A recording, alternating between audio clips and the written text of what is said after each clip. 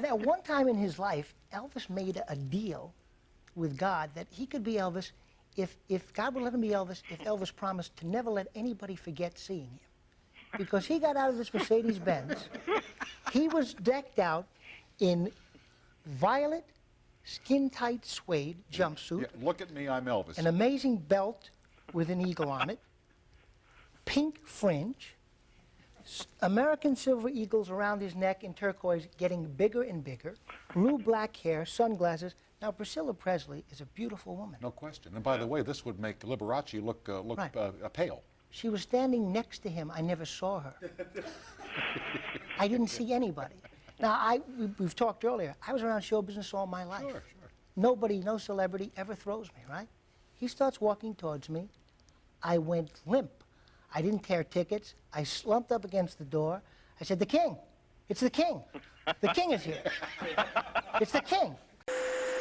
Last time we talked, you did make an offhanded comment, and this time as well, that it seems like reality is unraveling since David Bowie died, and the last 7 years have certainly been continuing on that unraveling trend.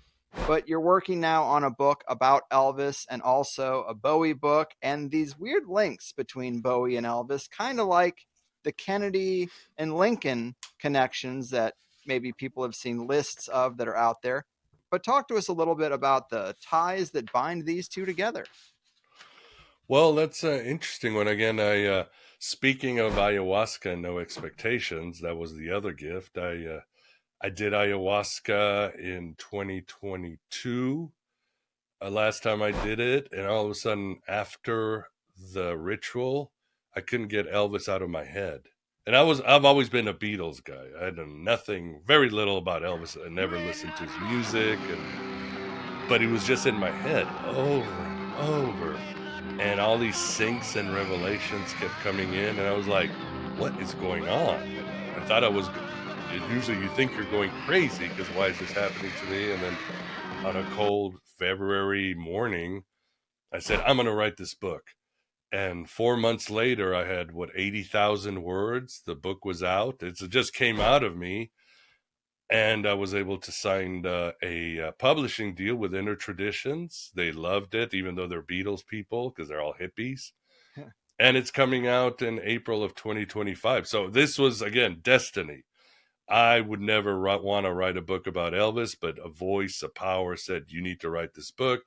You need to tell the truth about Elvis, because the world has not seen it. And that Elvis, my thesis is, he's the greatest magician of modernity when it comes to natural ability, mystical experiences, education, systems. He is on a level that has never been seen before. And so the book, it came out, and I'm very excited for it. But as I was doing the book, another voice came out saying, well, what about Elvis 2.0? I'm like, what's this Elvis 2.0? And so I realized, holy shit, it's David Bowie. David Bowie was Elvis 2.0. So there's many, now I'm working on the Bowie book, and there's many parallels of the two.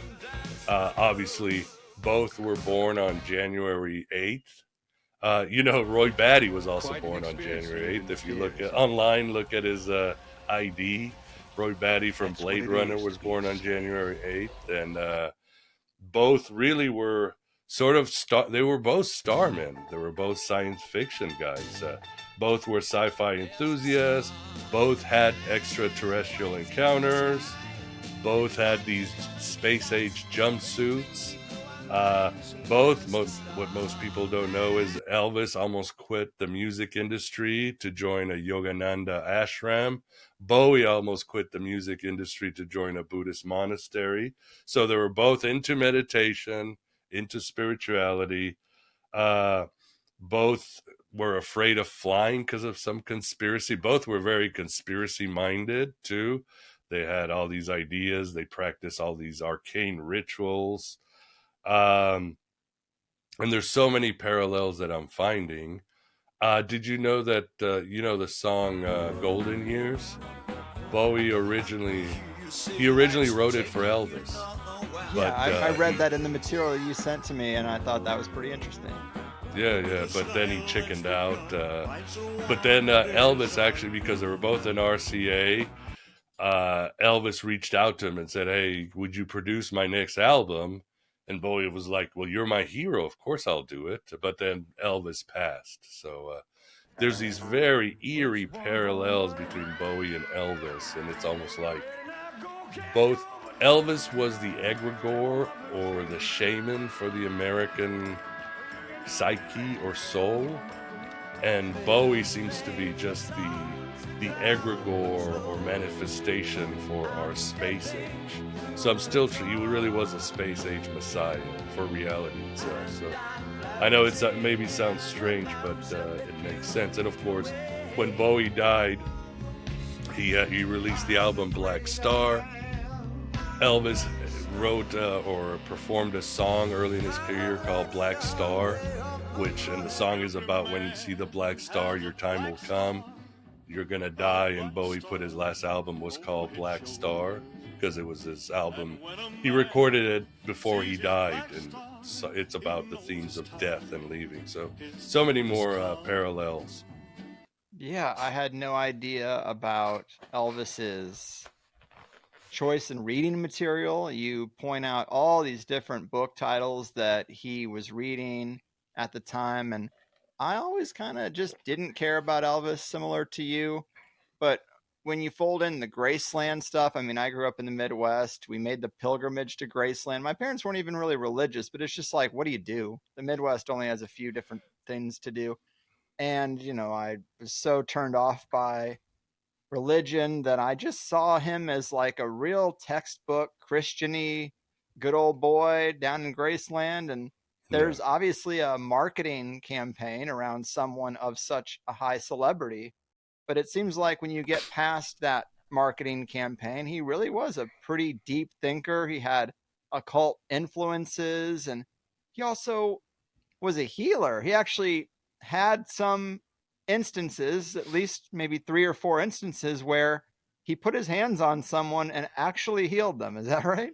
Yeah. And again, there is a whole conspiratorial world around Elvis. He was truly the first, maybe the first. You remember the tabloids, the sensationalistic books, but my book actually goes to the people around him: Priscilla, his mother, his friends, his bodyguards, girlfriends. And all of this is attested often by many people. So Priscilla would say he could heal people's headaches just by putting their hand on. He could heal his grandma's arthritis.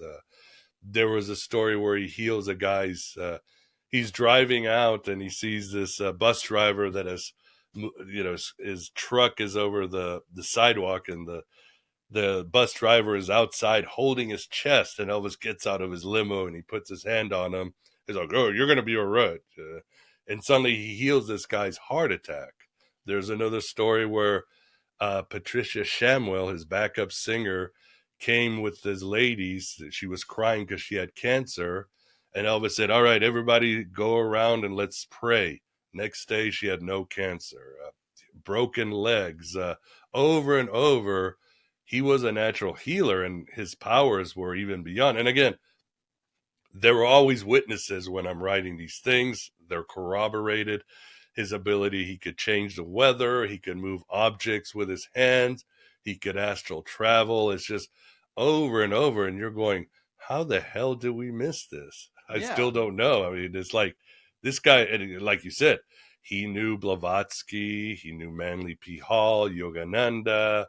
He had UFO experiences, mystical experiences. He was into conspiracies. He read Chariot of the Gods, Book of Urantia, the Book of Enoch, and he was always like, the Vatican is hiding things, and the aliens are working with our governments before, all the stuff we talk about. He was doing it in the late 50s, early 60s. Can you believe it, people? A video clip and a peek into how that sweet THC sausage is made. For some people, I'm sure it's nice to put a face to the name, so I started making clips that are a little more YouTube friendly than the full show tends to be. Get the full show on any podcasting platform. I prefer to keep it audio only, so we have a more decentralized distribution for a controversial show, and also so I can edit out the ums and ahs and barking dogs and all the things that happen when a person records in their home environment. And then if you really like the show, you can sign up for THC Plus, and instead of 1 hour interviews, you get the full 2 hour interview for just $8. I think that's a better deal, more of a win-win than asking you to support the show by booking a therapy session or buying generic Viagra. It's getting weird out there, folks. So just go to the highersidechats.com or click the link at the top of any set of show notes, and all your wildest dreams will come true. All right? All right.